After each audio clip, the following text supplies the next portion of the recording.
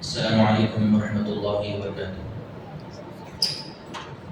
الحمد للہ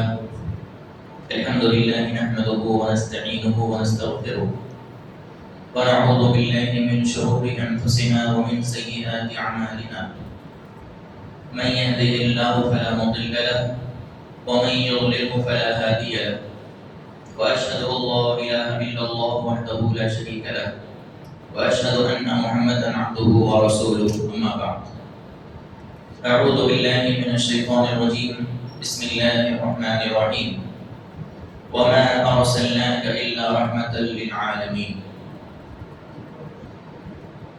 ہر قسم کی تعریف اللہ رب العالمین کے لیے لائق، زیبا و سزاوار ہے۔ بعدہ درود و سلام کا نزول ہو اللہ کے آخری پیغمبر محمد رسول اللہ صلی اللہ تعالی علیہ وعلی آلہ واصحابہ وبارک وسلم۔ محترم سامعین کرام، عزیزان ملت، بزرگوں، نوجوان ساتھیوں اور اسلامی ماں اور بہنوں،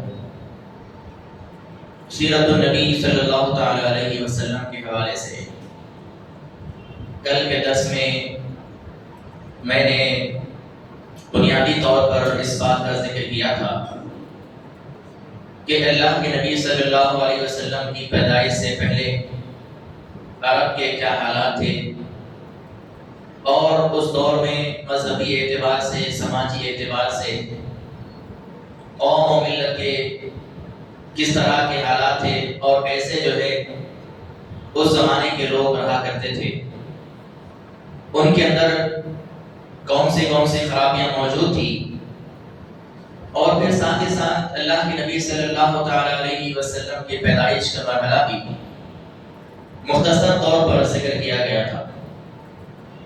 کل کے درس میں یہاں تک بات پہنچی تھی کہ اللہ کے رسول صلی اللہ علیہ وسلم جب پیدا ہوئے تو عرب کے دستور کے مطابق اللہ کے نبی صلی اللہ علیہ وسلم کو بھی دودھ پلانے کے لیے مکہ شہر سے دوسرے مقام پر منتقل کیا گیا، بھیجا گیا، اور وہ دودھ پلانے والی جو عورت جن کو دایا کہا جاتا ہے، حلیمہ سعدیہ رضی اللہ تعالی عنہا تھی۔ ان کا قبیلہ بنو سعد جو کہ مکہ سے طائف کے راستے میں ملتا ہے، اس علاقے میں اللہ کے نبی صلی اللہ تعالی علیہ وسلم کو حلیمہ سعدیہ نے لے جا کر رکھا، اور ایک عورت کے پاس، ایک دودھ پلانے والی دایا کے پاس بہت سارے بچے ہوا کرتے تھے، الگ الگ قبیلوں کے، الگ الگ شہروں کے، الگ الگ علاقوں کے بچے ان کے پاس ہوا کرتے تھے، اور اسی مناسبت سے ایک عورت کے پاس جتنے بچے دودھ پیتے تھے وہ تمام بچے آپس میں رضاعی بھائی اور بہن کہلاتے تھے۔ اللہ کے نبی صلی اللہ علیہ وسلم کے بھی بہت سے رضاعی بھائی اور بہنیں تھیں، جن میں سے ابو سفیان بن حرس یا ابو سفیان بن الحارث، یہ بھی آپ کے رضاعی بھائی تھے۔ ایک عبداللہ نام کے شخص تھے، وہ بھی اللہ کے نبی صلی اللہ علیہ وسلم کے رضاعی بھائی تھے، اور ایک بہن جن کا نام شیمہ تھا، وہ بھی اللہ کے نبی صلی اللہ علیہ وسلم کی رضاعی بہن تھی۔ الغرض حلیمہ سعدیہ نے آپ کو اپنے مقام پر لے جا کر رکھا، وہاں پر آپ دودھ پلانے لگی، اور جیسے ہی اللہ کے نبی صلی اللہ تعالی علیہ وسلم کو حلیمہ سعدیہ نے ان کی والدہ سے لیا اور وہ اپنی سواری پر سوار ہوئی، تو وہ سواری جو مکہ آتے وقت بہت ہی زیادہ کمزوری کے حالت میں، لاغری کے حالت میں چل رہی تھی، یہ سواری اللہ کے نبی صلی اللہ تعالی علیہ وسلم کو سوار کرنے کے بعد بڑی تیز رفتار بنی۔ اسی اثنا میں یہ قافلہ اپنے علاقے تک پہنچ گیا۔ اس کے بعد بنی سعد کا جو علاقہ تھا، وہاں پر تمام کے تمام تقریباً لوگ بکریاں چرانے والے، جانور چرانے والے ہوا کرتے تھے۔ اللہ کے نبی صلی اللہ تعالی علیہ وسلم بھی جس قبیلے میں اور جس مقام پر تھے، وہاں پر بھی یہی ماحول تھا، لیکن اللہ کے نبی صلی اللہ علیہ وسلم جس گھر میں تھے حلیمہ سعدیہ کے، اس زمانے میں قحط سالی کا دور تھا، سارے لوگوں کی بکریاں، سارے لوگوں کے جانور صبح سویرے اپنے اپنے مقامات سے نکل جاتے اور وہ بڑی مشکل سے انہیں چارہ ملتا، انہیں کھانے پینے کے سامان ان کے لیے میسر ہوتے، اناج وغیرہ کھانا جو بھی ان کا ہوتا۔ لیکن حلیمہ سعدیہ کے مکان کی جو بکریاں یا جو جانور تھے وہ شام میں پیٹ بھر کر لوٹتے۔ یہ اللہ کے نبی صلی اللہ علیہ وسلم کے فیوز و برکات کا نتیجہ تھا اور یہ آپ کے معجزات میں بھی شامل ہے۔ اسی طرح اللہ کے نبی صلی اللہ علیہ وسلم کی جب عمر 2 سال مکمل ہو گئی، حلیمہ سعدیہ رضی اللہ تعالی عنہا نے اللہ کے نبی صلی اللہ علیہ وسلم کو ان کی والدہ کے پاس وہ لے کر آئی۔ اس کے بعد اللہ کے رسول صلی اللہ علیہ وسلم کی جو برکتیں تھی، جو حلیمہ سعدیہ کے علاقے میں ان کے گھر میں جو اللہ کے نبی علیہ السلام کے ہونے کی وجہ سے، جبکہ آپ چھوٹے بچے ہیں 2 سال کے، لیکن جو برکتیں جو فیوز تھے اس کو دیکھتے ہوئے حلیمہ سعدیہ نے دوبارہ ان کی والدہ سے اجازت لی اور مزید آپ کو اپنے علاقے میں اپنے ساتھ لے کر چلی گئی۔ جب آپ 5 سال کی عمر کو پہنچے، اللہ کے نبی صلی اللہ علیہ وسلم جب 5 سال کی عمر کو پہنچے تو وہ اپنے بھائیوں کے ساتھ، جو حلیمہ سعدیہ کے اپنے بیٹے بھی تھے، دیگر جو دوسرے بچے ان کے ساتھ رہا کرتے تھے، ان کے پاس رہتے تھے، ان تمام بچوں کے ساتھ آپ علیہ السلام بھی بچپن ہی سے 5 سال کی عمر سے ہی بکریاں چرانے کے لیے جایا کرتے تھے۔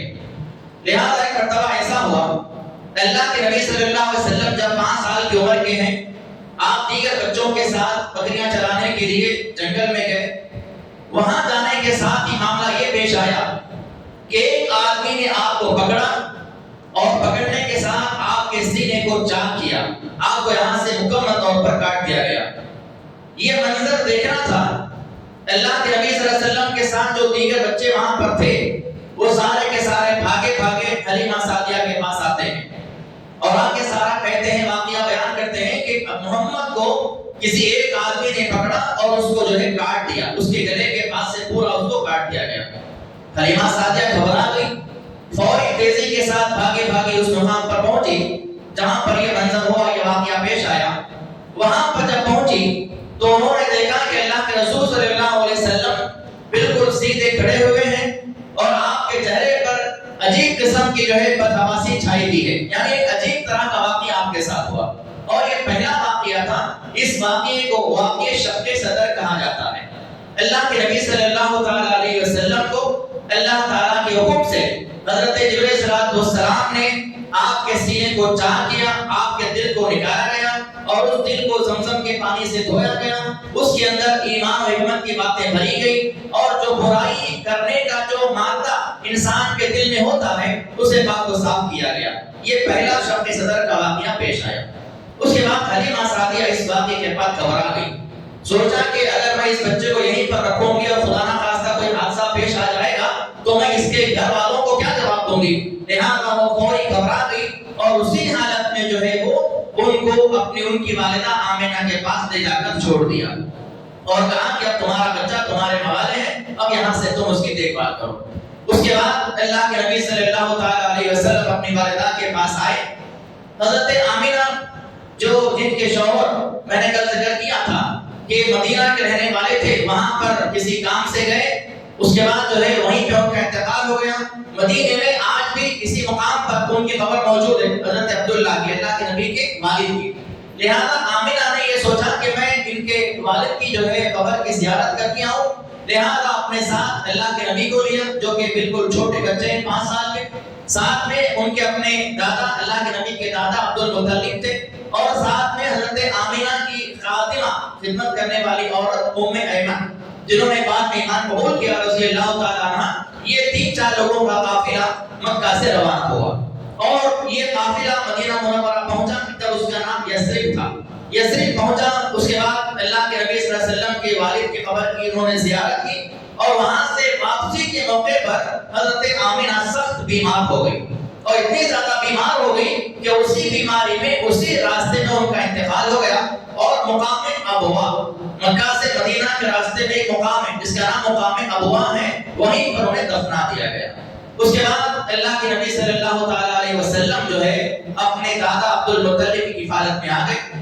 دادا عبد المطلب جو ہے مکہ کے سردار تھے، مکہ کے سردار بھی تھے، کعبۃ اللہ کے متولی بھی تھے، اور کعبۃ اللہ کے پاس، کعبۃ اللہ کے سائے میں، اس کے صحن میں عبد المطلب کے لیے ایک فرش بچھایا جاتا تھا، اس فرش پر کوئی نہیں بیٹھتا تھا، یعنی ایک قسم کا عجیب الگ قسم کا تخت ہوتا تھا ان کے لیے، ایک عجیب قسم کی جو ہے کرسی، ان کا ایک پوزیشن تھا، اس کرسی پہ یا ان کے اس تخت پر کوئی نہیں بیٹھتا تھا، جبکہ عبد المطلب کے خود اپنے 10 بیٹے ہیں، کوئی بیٹا اس پر نہیں بیٹھتا تھا، نہ کوئی مکہ والا وہاں پر آ کر بیٹھتا تھا۔ اللہ کے نبی صلی اللہ علیہ وسلم جب 6 سال کی عمر کے تھے، اپنے دادا کے ساتھ اس مقام پر جاتے اور دادا کے آنے سے پہلے اس فرش پر جا کر بیٹھتے جہاں عبد المطلب بیٹھا کرتے تھے، تو دیگر جو دوسرے ان کے چاچا وغیرہ ہوا کرتے تھے وہ انہیں کھینچتے اور کھینچ کر اپنے پاس لے کر آتے، تو عبد المطلب کہا کرتے تھے کہ اس بچے کو چھوڑ دو، اسے مت کرو، اسے چھوڑ دو، میں یہ دیکھتا ہوں کہ یہ بچہ جو ہے نرالی شان والا بچہ ہے، یہ کوئی معمولی بچہ نہیں ہے، اس کی بڑی نرالی شان ہے، یہ اونچی شان والا بچہ ہے، لہذا اسے میرے تخت پر، میرے فرش پر بیٹھنے دو۔ دادا نے بڑی شفقت کے ساتھ اللہ کے نبی صلی اللہ علیہ وسلم کو پالا پوسا، جب آپ 8 سال کی عمر کو پہنچے تو یہ شفیق اور مہربان دادا کا بھی انتقال ہو گیا، جب آپ کی عمر 8 سال کی تھی دادا عبد المطلب کا بھی انتقال ہو گیا، اور دادا نے اپنے انتقال سے پہلے اللہ کے نبی صلی اللہ علیہ وسلم کو اپنے بیٹے ابو طالب کے حوالے کیا اور کہا کہ میرے پوترے کا خیال کرنا، لہذا ابو طالب نے اللہ کے نبی صلی اللہ علیہ وسلم کی 8 سال کی عمر سے لے کر جو ہے پرورش کی، آپ کو پالا، آپ کو پوسا اور اپنی اولاد سے زیادہ آپ سے محبت کی، اسی لیے اللہ کے نبی صلی اللہ علیہ وسلم کو بڑی تکلیف ہوئی اس وقت جب آپ کے چچا جو ہے ایمان کے بغیر دنیا سے چلے گئے، آپ نے بڑی کوششیں کی، آپ چچا کے انتقال کے وقت کے اللہ کے نبی صلی اللہ علیہ وسلم وہاں پر آتے ہیں، بار بار چچا کو وصیت کرتے ہیں، کہتے ہیں کہ چچا جان آپ صرف میرے کان میں کہہ دیجیے اشہد ان لا الہ الا اللہ، میں قیامت میں آپ کی گواہی دے دوں گا، لیکن چچا ابو طالب کے اطراف و اکناف میں مکہ کے سردار ابو سفیان، ابو لہب، ابو جہل اور دیگر لوگ بیٹھے ہوئے تھے، انہوں نے ان کو شرم دلائی، ابو طالب کو آگ دلایا، کہا کہ مرتے وقت اپنے باپ کے دین کو چھوڑ کر جاؤ گے، لہذا ابو طالب کے الفاظ آخر میں یہی تھے کہ میں اپنے باپ دادا کے دین پر میں مرتا ہوں۔ اللہ کے نبی صلی اللہ علیہ وسلم کو بڑی تکلیف ہوئی اور اللہ کے نبی صلی اللہ علیہ وسلم اپنے چچا کے لیے استغفار کی دعائیں کرتے رہے، یہاں تک کہ اللہ تعالیٰ نے آپ کو ایسا کرنے سے منع کیا اور کہا کہ آپ کا کوئی بھی رشتہ دار ہو، قریبی آدمی ہو، کوئی بھی ہو، اگر وہ ایمان میں نہیں تھا، اگر وہ مشرک تھا، تو کسی بھی مشرک آدمی کے لیے استغفار کی دعا کرنا نہ اللہ کے نبی کے لیے جائز ہے، نہ کسی ایمان والے کے لیے، کسی وہ مشرک آدمی کے لیے استغفار کی دعا کرنا جائز ہے۔ اس حکم کے بعد اللہ کے نبی صلی اللہ علیہ وسلم نے اپنی اس دعا سے جو ہے باز آئے، آپ نے اس کو چھوڑ دیا۔ لہذا جب چچا ابو طالب کی نگرانی میں آپ آئے، آپ کی عمر جو ہے 12 سال کی ہوئی، تو اپنے چچا کے ساتھ تجارت کے لیے جایا کرتے تھے، چھوٹے بچے 12 سال کے تھے، لیکن اس زمانے میں مکہ والوں کا زیادہ تر رجحان کاروبار کا تھا اور وہ لوگ کاروبار کے لیے اکثر ملک شام جایا کرتے تھے۔ آگے بھی بات آئے گی غزوات کے وغیرہ کے معاملے میں کہ بہت سارے غزوات کے موقع پہ اللہ کے نبی صلی اللہ علیہ وسلم نے اور ایمان والوں نے مکہ والوں کے قافلوں کو روکا، ان کے مال کو لوٹا، ان کے مال پہ قبضہ کیا، وہ سارا کا سارا مال ملک شام سے آیا کرتا تھا، یہ تو معاملہ پہلے سے ہی تھا۔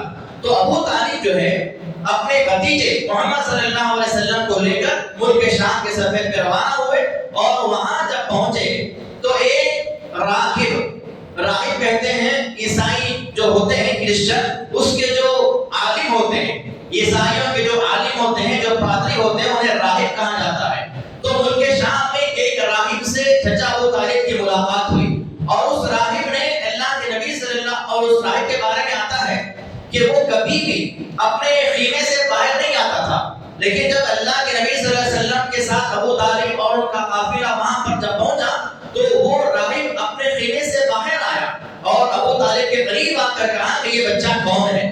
انہوں نے کہا کہ میرا بھتیجا ہے، محمد نام ہے اس کا۔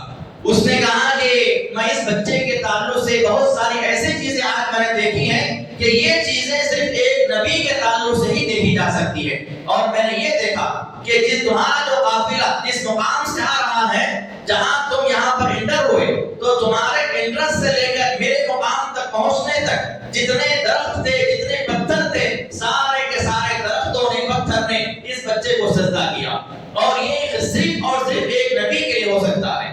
لہذا اس نے کہا کہ یہ بچہ کوئی معمولی بچہ نہیں ہے، اور میں اس کے پیش کندھے پر نبوت کا نشان بھی دیکھ رہا ہوں، لہذا یہ بچہ جو ہے سید العالمین بننے والا ہے۔ ابو طالب نے کہا کہ تم کیسے یہ بات کہہ سکتے ہو؟ اس نے کہا کہ میں عیسائی عالم ہوں، میری کتاب کے اندر ان کے تعلق سے جو نشانیاں بیان کیے گئے تھے وہ نشانیاں میں اس بچے کے اندر دیکھ رہا ہوں۔ اور ابو طالب سے کہا کہ اس بچے کو یہودیوں سے خطرہ ہے، لہذا اس کو یہاں سے واپس بھیج دو۔ چچا ابو طالب نے فوری اس راہب کی بات کو سنا، اور اپنے ساتھ جو غلام تھے، جو نوکر چاکر تھے، ان کے ساتھ اللہ کے نبی صلی اللہ علیہ وسلم کو وہیں سے مکہ مکرمہ واپس روانہ کر دیا۔ یہودیوں سے خطرہ تھا، ابو راہب نے پہلے ہی کہا تھا، اور اس راہب کا نام جو ہے جرجیس آتا ہے، تاریخ کے اندر اس راہب کا نام جرجیس آتا ہے، اور وہ بحیرہ کے نام سے مشہور ہوا۔ لہذا یہ واقعہ اللہ کے نبی صلی اللہ علیہ وسلم جب 12 سال کے تھے اس وقت پیش آیا۔ جب اللہ کے نبی صلی اللہ علیہ وسلم کی عمر 15 سال کی ہوئی، اس وقت مکہ مکرمہ کے اندر ایک جنگ ہوئی جس کا نام جنگ فجار تھا۔ اس کا نام جنگ فجار اس لیے رکھا گیا تھا کہ اس جنگ کے موقع پر جتنے جو حرمت والے مہینے وغیرہ ہوا کرتے ہیں، ان تمام حرمت والے مہینوں کا احترام پامال کیا گیا تھا۔ حرمت والے مہینوں میں لڑائی کرنا، جنگ کرنا، جدال کرنا منع ہے، لیکن جنگ فجار کے موقع پر ان لوگوں نے اس کا احترام نہیں کیا تھا، اور اس جنگ کے موقع پہ اللہ کے نبی صلی اللہ علیہ وسلم کی عمر 15 سال کی تھی، اور آپ علیہ السلام جو ہے جنگ کے میدان میں تھے، اور اپنے چچاؤں کو تیر ہوا کرتے تھے وہ تھماتے تھے۔ ان کے چچا جب جنگ میں شامل تھے تو اپنے چچاؤں کے ہاتھوں میں تیر تھمانے کا کام یہ کیا کرتے تھے۔ اس کے بعد اللہ کے نبی صلی اللہ علیہ وسلم جب اور مزید آگے بڑھے، ایک حلف الفضول کا واقعہ پیش آیا۔ حلف الفضول، حلف یا حلف کہتے ہیں، حلف کے معنی عہدہ لینا یا کسی قسم کا معاہدہ کرنا، وعدہ کرنا۔ ابھی جیسا کہ ہمارے شیخ نے اعلان بھی کیا کہ ان کی سوسائٹی کا نام بھی حلف الفضول سوسائٹی ہے، تو یہ اسی وقت سے ہے۔ حلف الفضول نام کا ایک معاہدہ طے پایا، ایک اگریمنٹ ہوا۔ اس اگریمنٹ میں یہ بات طے پائی کہ مکہ کے اندر ہو یا مکہ کے اطراف و اکناف میں ہو، کوئی بھی مظلوم آدمی ہوگا، کسی پر بھی ظلم کیا جائے گا تو اس مظلوم آدمی کا ساتھ دیا جائے گا، اس کے حقوق کو واپس کیا جائے گا، اس کے جو بھی معاملات ہیں سارے مکہ والے مل کر حل کریں گے۔ یہ بہترین عہد اور بہترین اگریمنٹ اس وقت کیا گیا تھا۔ اللہ کے نبی صلی اللہ علیہ وسلم نے نبوت کے ملنے کے بعد بھی اس معاہدے کا تذکرہ کیا اور فرمایا کہ میں اس زمانے میں، زمانے جاہلیت میں جو ہے ایسے ایک معاہدے میں، ایک ایسے اگریمنٹ میں شامل تھا کہ جو اگریمنٹ میرے لیے سرخ اونٹوں سے بھی زیادہ بہتر تھا، اور اگر مجھے آج بھی نبوت کے ملنے کے بعد بھی اسلام کے زمانے میں بھی اگر کوئی ایسا حلف کے لیے، ایسے معاہدے کے لیے، ایسے اگریمنٹ کے لیے مجھے بلاتا ہے تو میں آج بھی ایسے معاہدے کے لیے لبیک کہنے کے لیے تیار ہوں۔ یہ حلف الفضول کا واقعہ پیش آیا۔ اس کے بعد اللہ کے نبی صلی اللہ علیہ وسلم کی جب عمر 25 سال کی ہوئی تو اللہ کے نبی صلی اللہ علیہ وسلم مکہ والوں کی طرح ان کے دیگر بعض لوگوں کے ساتھ ملک شام کے اطراف اکناف کے علاقوں میں جایا کرتے تھے، سفر کے لیے، تجارت کے لیے، کاروبار کے لیے، اور ساتھ ہی ساتھ جو ہے آپ ذریعہ معاش کے لیے مکہ والوں کے بکریاں چرایا کرتے تھے۔ اور اللہ کے نبی صلی اللہ علیہ وسلم نے فرمایا کہ میں نے جتنے انبیاء دنیا میں آئے سارے انبیاء نے بکریاں چرائی ہیں، لہذا میں نے بھی مکہ والوں کی بکریاں چند عوض درہم کے بدلے میں نے مکہ والوں کی بکریوں کو چرایا ہے۔ اس کے بعد خدیجہ رضی اللہ تعالیٰ عنہ کو آپ کے بارے میں معلوم ہوا کہ بڑا ہی امانت دار آدمی ہے، بڑا ہی جو ہے دیانت دار آدمی، بڑا سچا آدمی ہے، لہذا خدیجہ رضی اللہ تعالیٰ عنہ جو مکہ مکرمہ کی سب سے زیادہ مالدار عورت تھی، بڑی عزت دار عورت تھی، اور بڑی نیک، بڑی شریف اور بڑی باحیا عورت تھی، ان کو جب اللہ کے نبی کے بارے میں معلوم ہوا تو خدیجہ رضی اللہ تعالیٰ عنہ نے اپنے غلام کے ساتھ اللہ کے نبی صلی اللہ علیہ وسلم کو تجارت کا مال دیا اور کہا کہ جاؤ یہ مال لو، اور میں دوسرے لوگوں کو اس کے بدلے جو عوض دیتی ہوں، جو پیسے دیتی ہوں، تو میں اس سے زیادہ دوں گی۔ لہذا اللہ کے نبی صلی اللہ علیہ وسلم نے ان کی بات کو قبول کیا، اور آپ علیہ السلام نے حضرت خدیجہ رضی اللہ تعالیٰ عنہ کے مال کو لے جا کر ملک شام میں کاروبار کیا، اسے فروخت کیا۔ جب وہاں سے واپس آئے تو حضرت خدیجہ رضی اللہ تعالیٰ عنہ کے جو غلام تھے، غالباً ان کا نام میسرہ آتا ہے، انہوں نے اللہ کے نبی صلی اللہ علیہ وسلم کے تعلق سے بہت زیادہ حضرت خدیجہ رضی اللہ عنہ کے سامنے بیان کیے. کہا کہ یہ آدمی بہت زیادہ سچا ہے, بہت زیادہ امانت دار ہے, بڑا امین ہے, بڑا دیانتدار ہے. اس کی طرح کاروبار, اس کی تجارت میں نے کسی کو کرتے ہوئے آج تک نہیں دیکھا ہے.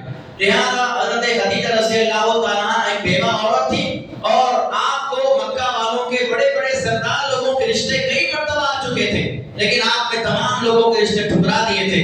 جب اللہ کے نبی صلی اللہ علیہ وسلم کے تعلق سے ان کے غلام نے ساری باتیں بیان کی, تو اللہ کے نبی صلی اللہ علیہ وسلم کے سامنے ان کے پاس انہوں نے رشتہ بھیجا, نکاح کا پیغام بھیجا.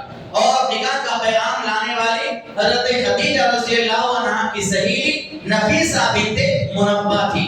نفیسہ بنت منبہ یہ خدیجہ رضی اللہ عنہا کی سہیلی تھی.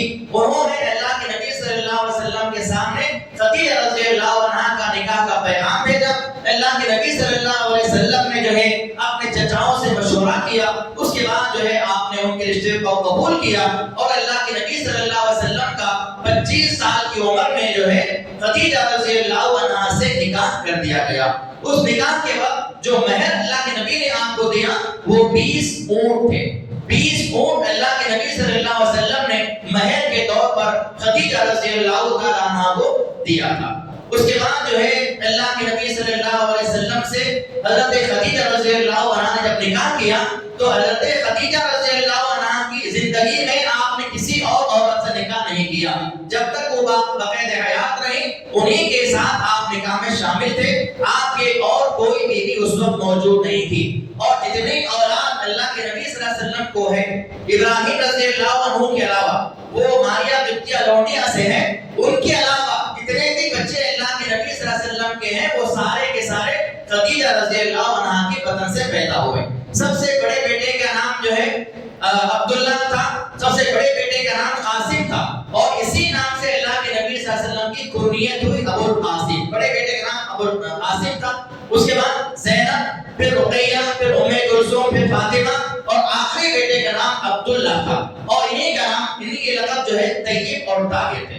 لیکن اللہ کے نبی صلی اللہ علیہ وسلم کے جو بیٹے تھے وہ سارے کے سارے بیٹے بچپن میں انتقال کر گئے, دودھ پینے کی عمر میں انتقال کر گئے. اور جتنی بیٹیاں تھیں وہ ساری کی ساری بیٹیاں بھی اللہ کے نبی صلی اللہ علیہ وسلم کی زندگی میں انتقال کر گئی, سوائے فاطمہ رضی اللہ عنہا کے. سارے بچے آپ کی زندگی میں انتقال کر گئے. البتہ ساری بیٹیوں نے اسلام کا زمانہ دیکھا, اسلام قبول کیا. بیٹوں نے جو ہے, بیٹے تو بالکل چھوٹے تھے, دودھ پینے کی عمر میں ان کا انتقال ہوا. ساری بیٹیاں اللہ کے نبی صلی اللہ علیہ وسلم کی زندگی میں انتقال کر گئی. فاطمہ رضی اللہ عنہا اللہ کے نبی صلی اللہ علیہ وسلم کے دنیا سے جانے کے بعد, آپ کے انتقال کے 6 مہینے کے بعد ان کا انتقال ہوا. تو یہ اللہ کے نبی صلی اللہ علیہ وسلم کی جو اولاد تھی, یہ ساری کے ساری اولاد خدیجہ رضی اللہ تعالی عنہا سے رہی ہیں. اس کے بعد جب اللہ کے نبی صلی اللہ علیہ وسلم کی عمر 35 سال کی ہوئی, تو 35 سال کی عمر میں جو ہے ایک معاملہ یہ پیش آیا. جو کعبۃ اللہ ہے, وہ کعبۃ اللہ کی بنیادیں بہت زیادہ پوسیدہ ہو چکی تھی. اس کی بنیادیں بھی پوسیدہ ہو چکی تھی, اس کی عمارت بھی بڑی پوسیدہ ہو چکی تھی, اور اس کو تعمیر کرنا ضروری تھا. اور پہلے کعبۃ اللہ کے اوپر چھت نہیں تھا, کھلا تھا. کعبۃ اللہ کا جو حصہ تھا, جو کعبۃ اللہ پہلے بنایا گیا تھا, اس پر چھت نہیں تھا, بالکل کھلا تھا. اور اس کھلے ہونے کی وجہ سے کئی مرتبہ جو ہے چور اس کے اندر داخل ہوا کرتے تھے, اور کئی مرتبہ کعبۃ اللہ کے اندر پایا جانے والا خزانہ چوروں نے چرا لیا تھا. اسی مناسبت سے یہ سارے حالات کو دیکھتے ہوئے مکہ والوں نے مشورہ کیا کہ ہمیں دوبارہ سے کعبۃ اللہ کی تعمیر کرنی چاہیے. جب اللہ کے نبی صلی اللہ علیہ وسلم کی عمر 35 سال کی تھی, اس زمانے میں یہ معاملہ پیش آیا. مکہ والوں نے اعلان کیا کہ ہم کعبۃ اللہ کی تعمیر میں حلال پیسہ استعمال کریں گے. حرام پیسہ, سود خوری کا پیسہ, لونڈی کی جو اجرت کا پیسہ ہے, اس طرح کا پیسہ, یہ سارے جو حرام کمائی ہماری ہے, اس حرام کمائی کو کعبے کے اندر استعمال نہیں کیا جائے گا. حلال کمائی ہی ہم کعبۃ اللہ کی تعمیر میں استعمال کریں گے. لہذا اسی مناسبت سے پیسہ جمع کیا گیا اور کعبۃ اللہ کی تعمیر کا مرحلہ شروع ہوا. جب کعبۃ اللہ کی دیواریں بلند ہوتی گئی, اس کے بعد جب حجر اسود کے رکھنے کے مقام آیا, کعبۃ اللہ کے شروع میں حجر اسود تو نہیں ہے, کئی جو ہے میٹر بلندی پہ حجر اسود موجود ہے, تو وہاں تک جب عمارت بلند ہوئی, حجر اسود کے رکھنے کی جب باری آئی, تو مکہ کا تمام قبیلے والے اور قبیلوں کے سردار یہ چاہتے تھے کہ حجر اسود کو ذمہ داری ہماری ہونی چاہیے، ہم اس کا فریضہ انجام دیں گے۔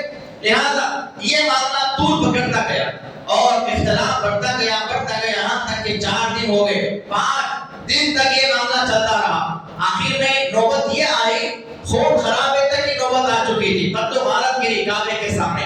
لیکن اس زمانے میں مکہ کے اندر پایا جانے والا ایک بزرگ آدمی تھا جن کا نام خزائی آتا ہے تاریخ کے اندر۔ انہوں نے یہ فیصلہ کیا 5ویں دن کہ اس بات کا فیصلہ ہم اس آدمی پر ڈالیں گے جو کل صبح میں سب سے پہلے کعبۃ اللہ کے اندر داخل ہوگا، جو کل صبح ہونے کے بعد سب سے پہلے کعبۃ اللہ میں آئے گا، وہ ہمارا فیصلہ کرے گا کہ کون جو ہے حجر اسود کو اٹھائے گا اور کعبے کی دیوار میں نصب کرے گا۔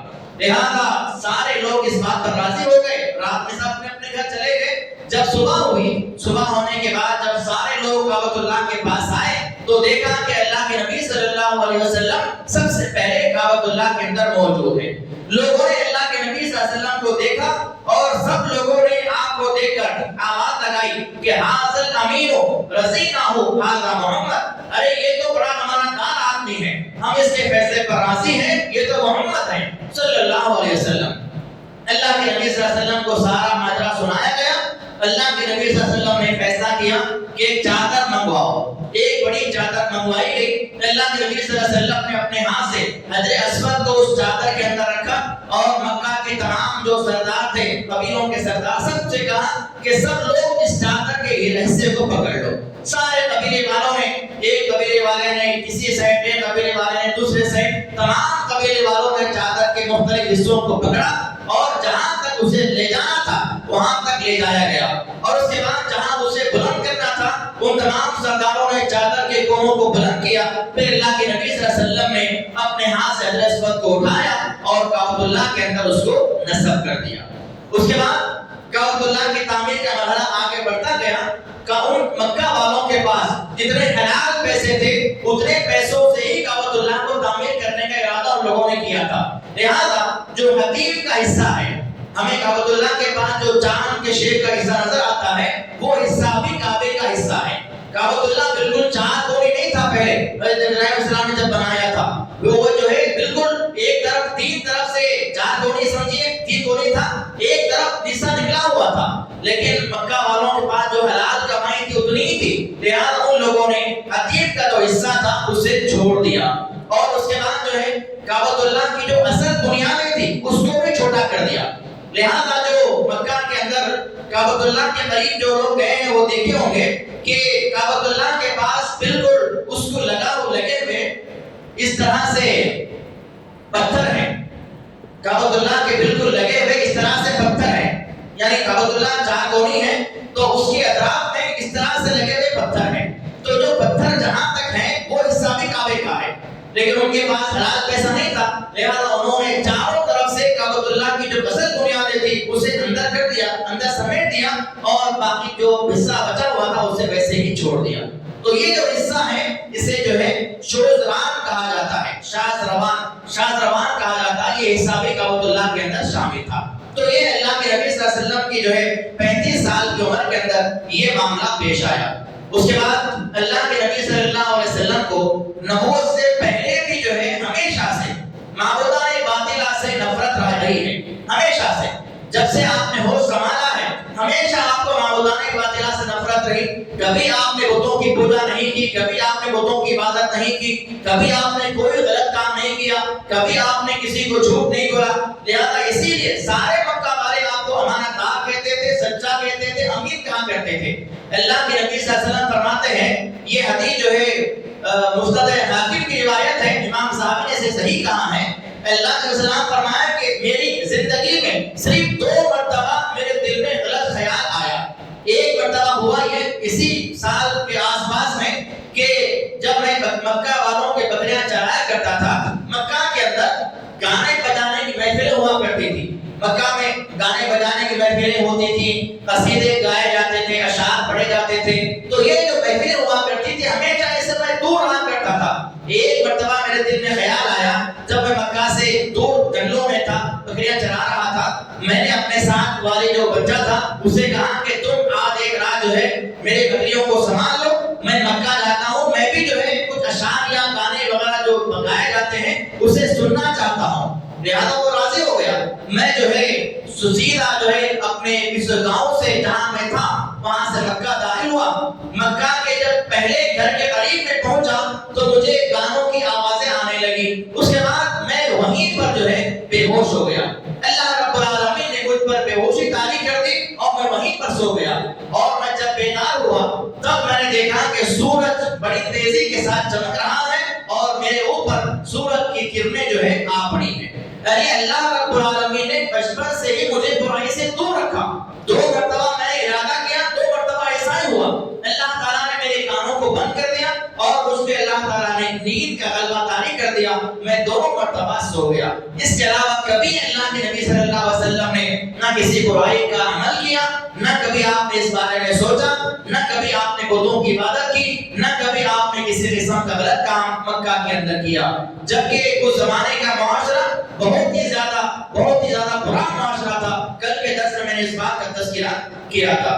لہذا اللہ کے نبی صلی اللہ علیہ وسلم کی جب عمر 40 کے قریب ہونے لگی, جب آپ علیہ السلام کی عمر 40 سال کے قریب ہونے لگی تو اللہ کے نبی صلی اللہ علیہ وسلم کو تنہائی پسند آپ کی طبیعت میں آ گیا.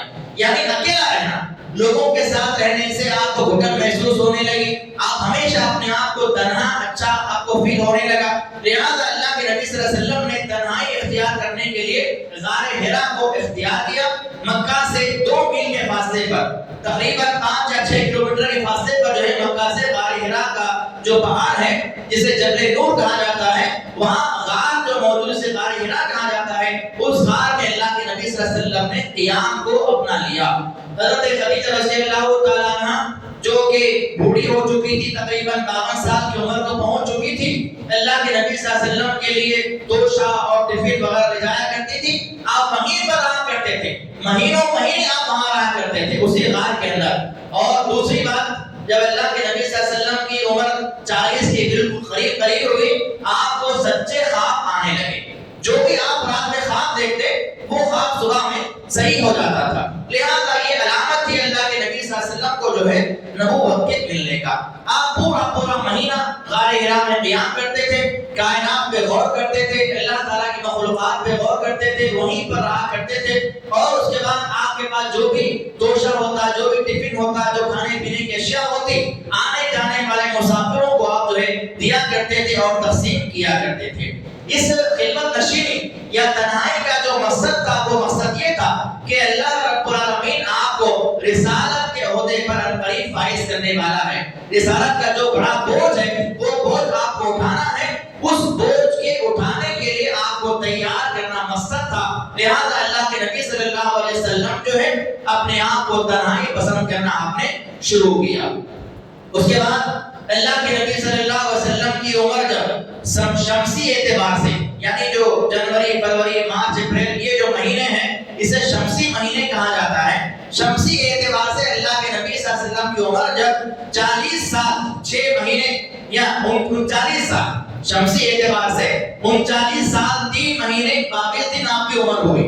اور قمری اعتبار سے, قمری مطلب چاند کے اعتبار سے, یہ جو مہینے عربی مہینے ہوتے ہیں اسے قمری مہینے کہا جاتا ہے. قمری اعتبار حساب سے آپ کی عمر جو ہے 40 سال مکمل ہوئی. 40 سال 6 مہینے 12 دن کے جب آپ ہوئے, اللہ کے نبی صلی اللہ علیہ وسلم پر سب سے پہلی وحی کا آغاز ہوا. سب سے پہلے جب آپ غار حرا کے اندر موجود تھے, حضرت جبرائیل علیہ السلام اپنی اصلی شکل و صورت میں اللہ کے نبی صلی اللہ علیہ وسلم کے پاس حاضر ہوئے. اور آنے کے بعد اللہ کے نبی صلی اللہ علیہ وسلم کے پاس پیش ہوئے. ان کو دیکھتے ہوئے اللہ کے نبی صلی اللہ علیہ وسلم گھبرا گئے. اور اس کے بعد حضرت جبرائیل نے کہا کہ اقرا یا محمد, اے محمد آپ پڑھیے. اللہ کے نبی نے کہا کہ ما انا بقارئ, مجھے پڑھنا نہیں آتا ہے, میں پڑھا لکھا نہیں ہوں. لہذا اللہ کے نبی نے فرمایا کہ اس شخص نے مجھے بہت زور سے لے کے مجھے دبایا, اپنے سینے سے گلے سے لگایا اور بہت زور سے دبایا. ایسا معلوم ہوا کہ میں ہلاک ہو جاؤں گا. اس کے بعد مجھے چھوڑ دیا گیا. دوبارہ کہا اقرا یا محمد, اے محمد آپ پڑھیے. میں نے دوبارہ وہی کہا کہ مجھے پڑھنا نہیں آتا. اس نے دوبارہ مجھے پکڑا, پھر سے زور سے جگڑا, دبایا, پھر مجھے چھوڑ دیا گیا. تیسری مرتبہ اس نے کہا کہ اقرا یا محمد آپ پڑھیے. میں نے کہا مجھے پڑھنا نہیں آتا.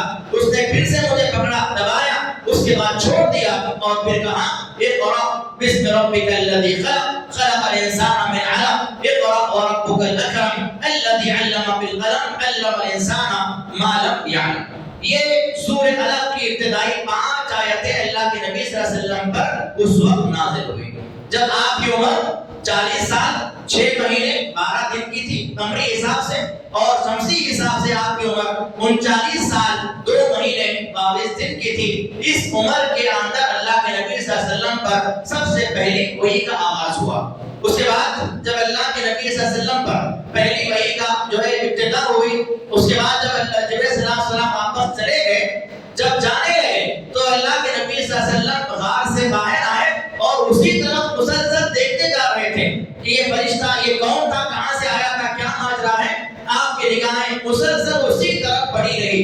اسی اسنا میں ہوا یہ اللہ کے نبی صلی اللہ علیہ وسلم فرماتے ہیں کہ اسی وقت میرے دل میں خیال آیا اگر میں مکہ میں جاؤں گا، مکہ والوں کے سامنے ساری باتیں کہوں گا تو یا تو مکہ والے مجھے شاعر کہیں گے یا تو مجھے پاگل کہیں گے، اور یہ دونوں باتیں میرے لیے بہت زیادہ نامناسب ہیں، میں یہ کہلوانا نہیں چاہتا. لہذا اللہ کے نبی صلی اللہ علیہ وسلم کہتے ہیں کہ میرے دل میں خیال آیا میں اس اونچے پہاڑ پہ چڑھ جاؤں اور وہاں سے نیچے گر کے اپنے آپ کو ہلاک کر لوں. لہذا میں نے ایسا ہی کیا، میں اس پہاڑ کی بلندی پر پہنچا اور میں نے ارادہ کیا کہ قریب میں اپنے آپ کو پہاڑ سے گرا دوں گا اور اپنے آپ کو ہلاک کر دوں گا. ابھی میں سوچ ہی رہا تھا میں نے پھر سے اس شخص کو دیکھا جو ابھی بھی میرے پاس آیا تھا.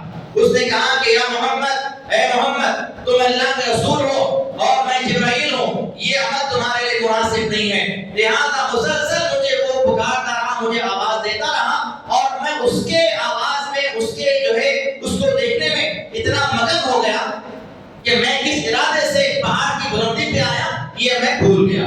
اور ادھر خدیجہ رضی اللہ تعالی عنہا جو ہے خادموں کو بھیج رہی ہیں اس غار کے قریب میں جہاں میں رہتا تھا. سارے خادم آتے ہیں، نوکر آتے ہیں، غلام آتے ہیں، مجھے تلاش کرتے ہیں، مجھے نظر نہیں آتا. لہذا بہت دیر کے بعد جب میں گھر پہنچا تو میرے جسم میں کبھی تاری تھی، میں بہت زیادہ ڈرا ہوا گھبرایا ہوا تھا اور میں نے جانتے کے ساتھ ہی اپنی بیوی سے کہا خدیجہ مجھے کمبل اڑا دو، مجھے قریب اس بات کا ڈر ہے کہ کہیں مجھے ہلاک نہ کر دیا جائے. حضرت خدیجہ رضی اللہ تعالی عنہا نے جو اس وقت جو الفاظ کہے تھے وہ تاریخی الفاظ ہیں. حضرت خدیجہ رضی اللہ عنہا نے آپ کو کمبل اڑا دیا، آپ کو سلا دیا. جب تھوڑی دیر کے بعد آپ کو ہوش آیا، آپ کی طبیعت میں کچھ بحالی آئی تو خدیجہ رضی اللہ تعالی عنہا نے فرمایا کلا واللہ ما یوزیک اللہ ابدا، ہرگز نہیں، اللہ تعالیٰ کبھی آپ کو ضائع نہیں کرے گا. انک لتصل الرحم، کیونکہ آپ رشتہ داروں کے ساتھ جو ہے اچھا برتاؤ کرتے ہیں. وتحمل الکل، اور آپ بے سہارا لوگوں کا بوجھ اٹھاتے ہیں. وتکسب المعدوم، اور جو لوگ کمانے والے نہیں ہیں، ایسے کمانے والے جو نہیں ہیں ان کو آپ کما کے کھلاتے ہیں. وتقرئ الضیف، آپ مہمان نوازی کرتے ہیں. وتعین علی نوائب الحق، اور حق کی راہ میں پیش آنے والی رکاوٹوں میں مصیبتوں میں لوگوں کی مدد کرتے ہیں. آپ کے اندر اتنی خوبیاں ہیں، آپ لوگوں کا بوجھ اٹھانے والے ہیں، جو لوگ کماتے ہیں ان کو کما کر کھلانے والے ہیں، آپ مہمان نواز ہیں. اتنی ساری آپ کے اندر خوبی ہیں، اتنی ساری خوبیوں کے باوجود کیا اللہ آپ کو ہلاک کرے گا؟ ہرگز اللہ تعالیٰ آپ کو ہلاک نہیں کرے گا. اس کے بعد خدیجہ رضی اللہ عنہا نے اللہ کے نبی صلی اللہ علیہ وسلم کو جو ہے ورقہ بن نوفل جو ان کے چچیرے بھائی بھی تھے، اور ورقہ بن نوفل جو ہے یہ بھی عیسائی کے بہت بڑے عالم تھے، انجیل کو جاننے والے تھے اور ساتھ ہی ساتھ جو ہے یہ تورات کے بھی جاننے والے تھے. ان کے پاس اللہ کے نبی کو لے جایا گیا. اللہ کے نبی صلی اللہ علیہ وسلم سے ورقہ بن نوفل نے ساری باتیں پوچھی، کیا کیا معاملہ ہوا ساری باتیں سناؤ. لہذا اللہ کے نبی صلی اللہ علیہ وسلم نے سارا واقعہ سنایا. ایک ایسا آدمی آیا تھا، اس نے ایسے الفاظ کہے اور یہ سارا ماجرا میرے ساتھ پیش آیا. ورقہ بن نوفل نے کہا یہ تو وہی ناموس ہے یا یہ تو وہی فرشتہ ہے جو موسیٰ علیہ السلام کے پاس آیا تھا. شاید آپ جو ہے قریب آپ کو اللہ تعالیٰ نبی بنانے والا ہے، اور اگر میں اس وقت زندہ رہوں گا تو میں آپ کی مدد کروں گا جبکہ آپ کی قوم آپ کو مکہ سے نکال دے گی. اللہ کے نبی صلی اللہ علیہ وسلم نے الفاظ سنے تو آپ بڑا تعجب ہوا. آپ نے کہا کہ کیا مجھے میری قوم کے لوگ یہاں سے نکال دیں گے؟ ورقہ بن نوفل نے کہا کہ ہاں، جب کبھی کسی نے آپ کی طرح دعوت دی ہے، جب کبھی کسی نے آپ کی طرح لوگوں کو سمجھایا ہے، جب کبھی کسی نے آپ کی طرح لوگوں کے درمیان میں باتیں کی ہیں، پیغام دیا ہے، ان تمام لوگوں کے ساتھ یہی معاملہ پیش آیا، ان تمام لوگوں کے ساتھ ان کی قوم کے لوگوں نے یہی حشر کیا ہے۔ لہذا ورقہ بن نوفل کے یہ تمام واقعے کے بعد جو ہے اللہ کے نبی صلی اللہ علیہ وسلم پر وحی کا سلسلہ منقطع ہو گیا۔ پہلے وحی آئی، اس کے بعد بہت دن تک جو ہے وحی کا سلسلہ منقطع رہا۔ اس کے بعد پھر چند دنوں تک، بعض لوگ کہتے ہیں کہ 5 مہینے، بعض کہتے ہیں کہ 6 مہینے، لیکن ایسی کوئی مدت احادیث کے اندر وارد نہیں ہوئی ہے، بس کچھ دنوں تک وحی کا سلسلہ منقطع رہا۔ پھر اللہ کے نبی صلی اللہ علیہ وسلم کے پاس دوبارہ حضرت جبرائیل صلی اللہ علیہ وسلم واپس آتے ہیں، اور پھر دوبارہ اللہ کے نبی صلی اللہ علیہ وسلم جب کمبل اوڑھ کر سو رہے تھے، حضرت جبرائیل صلی اللہ علیہ وسلم نے آنے کے بعد آواز لگائی اور کہا کہ یا ایھا المدثر، اے کمبل اوڑھ کے سونے والے، قم فانذر، کھڑے ہو جاؤ اور لوگوں کو ڈراؤ۔ لہذا یہ دوسری آیات تھی جو اللہ کے نبی صلی اللہ علیہ وسلم پر وحی کے طور پر نازل ہوئی۔ اس کے بعد اللہ کے نبی صلی اللہ علیہ وسلم کے دل میں ایک قسم کا اطمینان آ گیا، آپ کو پتا چل گیا کہ اللہ کی طرف سے مجھے نبی بنایا گیا ہے۔ لہذا اللہ کے نبی صلی اللہ علیہ وسلم نے وہاں سے نبوت کا آغاز کیا اور وہاں سے لوگوں کو دعوت دینے کی ابتدا آپ نے کی۔ وحی کے مختلف اقسام ہوا کرتے تھے، جو اللہ کے نبی صلی اللہ علیہ وسلم پر وحی آیا کرتی تھی اس کے مختلف اقسام تھے، الگ الگ طریقوں سے آپ پر وحی آیا کرتی تھی۔ کبھی کبھار وحی جو آتی تھی آپ کو خواب کے ذریعے آیا کرتی تھی، آپ کو خواب آتے تھے اور وہ خواب اللہ کی جانب سے وحی ہوا کرتے تھے۔ کبھی کبھار فرشتہ اللہ کے نبی صلی اللہ علیہ وسلم کے دل میں آ کے بات ڈال دیتا تھا، نہ ظاہر ہوتا تھا، نہ آپ کے کان میں کوئی بات آتی، نہ خواب آتا، بلکہ فرشتہ جو ہے بس آپ کے دل میں اللہ کی طرف سے الہام کر دیا کرتا تھا، یہ بھی وحی کی شکل ہوا کرتی تھی۔ اور کبھی کبھار فرشتے ہمیشہ انسان شکل میں اللہ کے نبی صلی اللہ علیہ وسلم کے سامنے آتے تھے اور آ کر آپ علیہ السلام کو اللہ تعالیٰ کا پیغام سنایا کرتے تھے۔ اور حضرت جبرائیل صلی اللہ علیہ وسلم جو ہے ہمیشہ جس صحابی کی شکل میں آیا کرتے تھے وہ صحابی کا نام حضرت دحیہ کلبی رضی اللہ عنہ ہے۔ ہمیشہ جبرائیل السلام جب بھی اللہ کے نبی کے سامنے پیش ہوئے وحی لے کر، دحیہ کلبی رضی اللہ عنہ کی شکل میں آئے، سوائے 2-3 مرتبہ کے۔ 2-3 مرتبہ جبرائیل صلی اللہ علیہ وسلم اپنی اصلی شکل و صورت میں اللہ کے نبی کے پاس حاضر ہوئے۔ اور کبھی کبھار جو ہے آپ بیٹھے ہوئے ہوتے، اچانک آپ کے کانوں میں گھنٹی بجنے کی آواز آتی، جس طرح گھنٹی بجائی جاتی ہے یہ گھنٹی بجنے کی آواز آپ کے کانوں میں آتی، اور یہ جو کیفیت تھی وحی کی سب سے زیادہ سخت ہوا کرتی تھی۔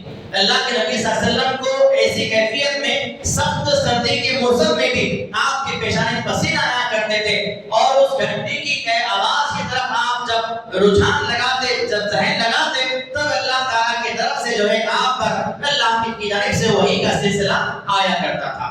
تو یہ اللہ کے نبی صلی اللہ علیہ وسلم پر وحی کا سلسلہ شروع ہوا۔ پھر اللہ کے نبی صلی اللہ علیہ وسلم نے سب سے پہلے اپنے قریبی لوگوں کو جو ہے ایمان کی دعوت دی۔ سب سے پہلے قریبی لوگوں کو اللہ کے نبی صلی اللہ علیہ وسلم نے ایمان کی دعوت دی، کیونکہ اللہ رب العالمین نے پہلے مرحلے میں قریبی لوگوں کو دعوت دینے کا حکم دیا تھا۔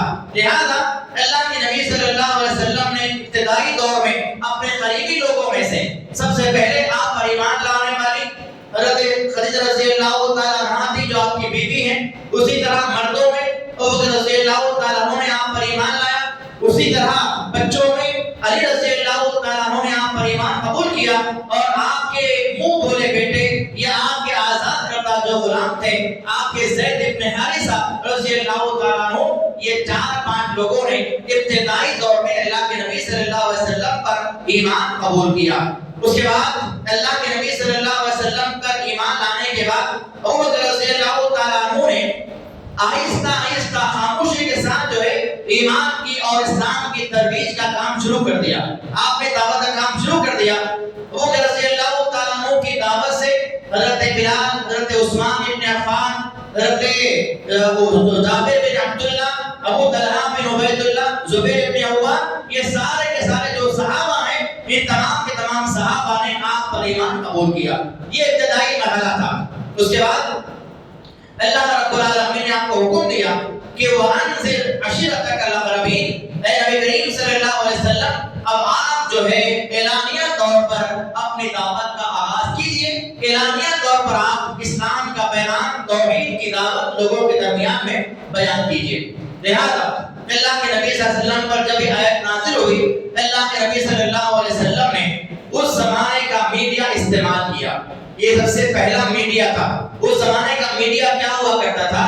جب بھی کسی آدمی کو کوئی اہم خبر دینی ہوتی تھی، جب کوئی بڑی بات سنانی ہوتی، کوئی بڑی نیوز سنانی ہوتی، تو اس زمانے کے لوگ جو ہے کسی بلندی پر جا کے کھڑے ہو جاتے اور وہاں پر جا کے آواز لگاتے، پہلے فلاں قبیلے تمام قبیلے والوں کو آواز لگاتے۔ جب سب لوگ جمع ہو جاتے تو اس کے بعد جو ہے انہیں وہ خبر سنایا کرتے تھے۔ اللہ کے نبی صلی اللہ علیہ وسلم نے ایسا ہی کیا۔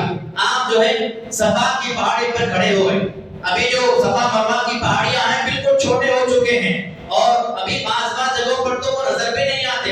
اگر آپ صفا مروا کی سعی کے دوران میں اگر آپ سیکنڈ فلور پہ ہیں، تھرڈ فلور پہ ہیں، تو آپ کو نظر بھی نہیں آئے گا صفا مروا کہاں ہے۔ تو صفا کی پہاڑی پر آپ کھڑے ہوئے اور وہاں پر آپ کھڑے ہو کر سب سے پہلے آپ نے اپنے قبیلے والوں کو آواز لگائی، اے بنی ہاشم کے لوگوں، تمام کے تمام بنی ہاشم کے لوگ اللہ کے نبی کی بارگاہ میں آئے، اس پہاڑ کے دامن میں آ کے کھڑے ہو گئے۔ پھر بنی عبد مناف کو آواز لگائی، پھر بنی عبد العزیٰ کو آواز لگائی۔ اس طرح سے مکہ کے جو تمام قبیلے والے لوگ تھے، ان تمام قبائل کو اللہ کے نبی صلی اللہ علیہ وسلم نے آواز لگا لگا کر بلایا۔ جب سارے کے سارے قبائل کے لوگ اس مقام پہ آ کے کھڑے ہو گئے تو اللہ کے نبی صلی اللہ علیہ وسلم نے فرمایا کہ تمہارا میرے بارے میں کیا خیال ہے؟ سب سے پہلے سوال کیا کہ میرے بارے میں تمہارا کیا خیال ہے؟ تو سارے لوگوں نے ایک آواز میں کہا کہ ہم آپ کو امانتدار کہتے ہیں، ہم آپ کو سچا کہتے ہیں، ہم آپ کو جانبدار سمجھتے ہیں، آپ امین ہیں، سچے ہیں، ہم آپ کی بڑی تعظیم کرتے ہیں۔ سب نے یہ کہا۔ اللہ کے نبی نے فرمایا اگر میں یہ کہوں کہ میں پہاڑ کی بلندی پر ہوں اور میں چونکہ اونچائی پر ہوں لہذا میں اپنے پیچھے بھی دیکھ رہا ہوں، سامنے بھی دیکھ رہا ہوں، اگر میں یہ کہوں کہ پیچھے ایک بہت بڑی فوج ہے جو عنقریب تم پر حملہ کرنے والی ہے تو کیا تم میری بات کو مانو گے؟ تو سارے قبیلے کے لوگوں نے ایک آواز ہو کر کہا کہ ہاں اے محمد، ہم آپ کی بات کو ضرور مانیں گے کیونکہ ہم نے کبھی آپ کی زبان سے جھوٹ بات کو نہیں سنا ہے۔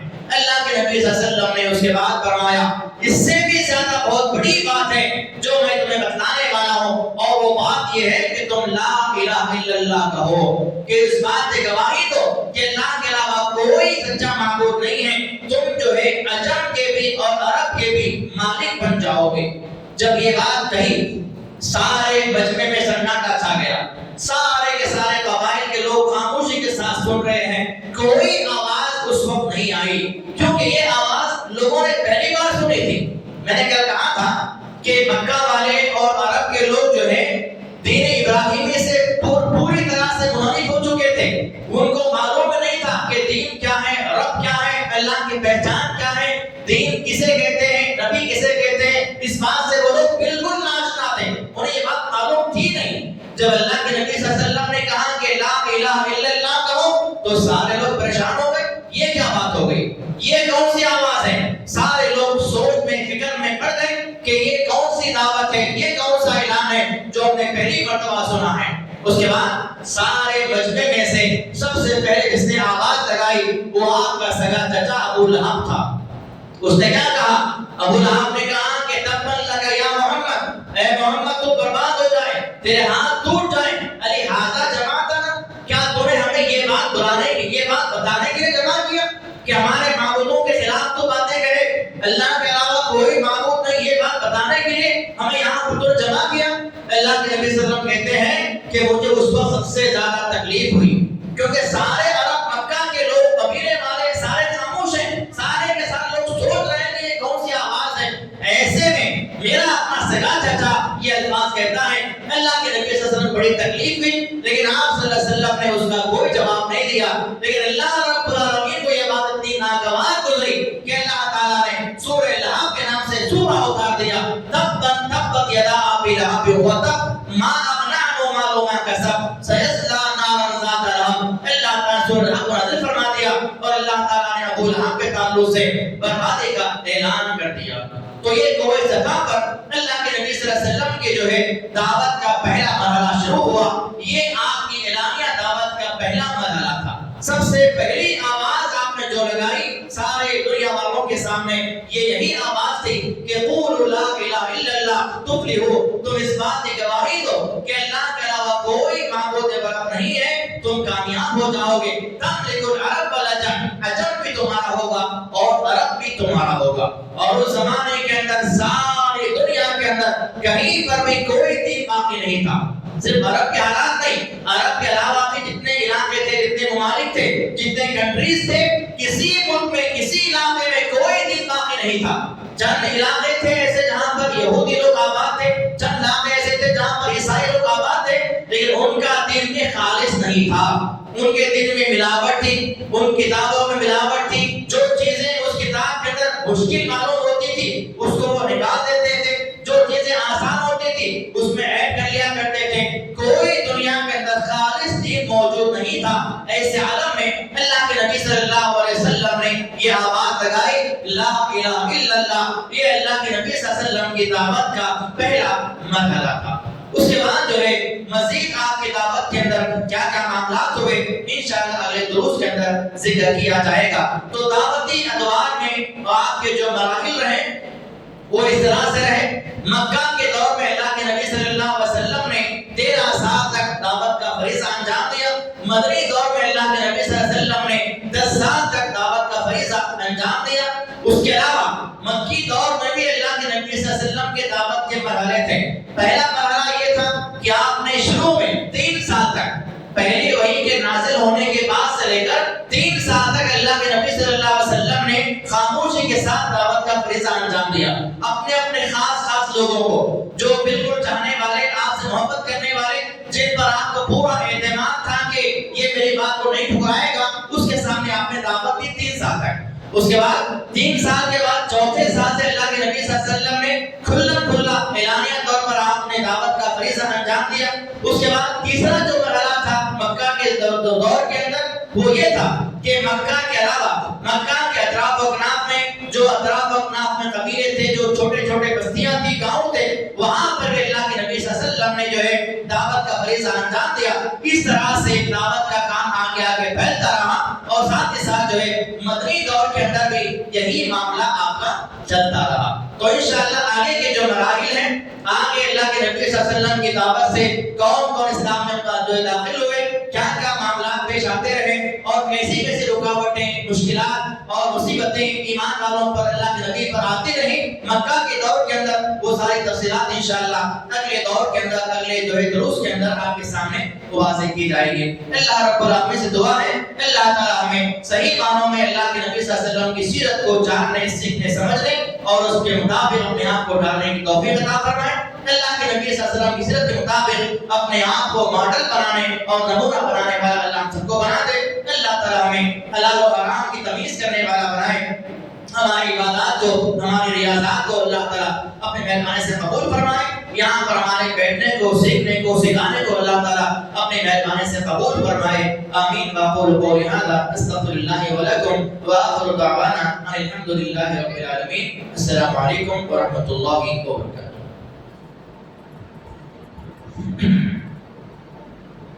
کسی قسم کا کوئی سوال اگر ہے تو انشاءاللہ کر سکتے ہیں۔